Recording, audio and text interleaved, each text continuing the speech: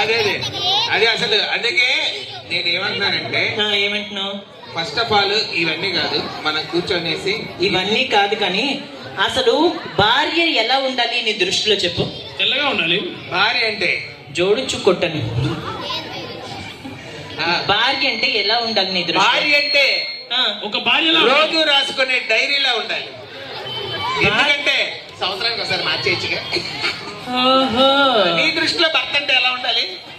Dairy లాగే ఉండాలి. Daily ఎలాగే అంటే న్యూస్ పేపర్ డైరీ. డైలీ వచ్చే రోజు ఉండాలి. రోజు మార్చుకోవచ్చు కదా.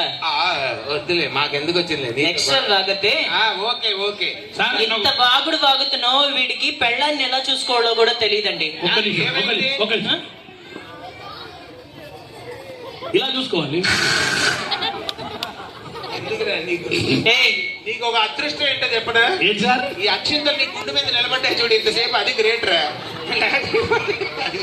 ఏమండి ఇప్పటిదాకా చూడండి, ఇంత జుట్టుంది వీళ్ళకి ఒక అక్షింతలని ఉన్నాయి చెప్పండి. ఈ గుండె అండి ఇంత ఆగినాయి అంటే నేను ఎంత ఇది.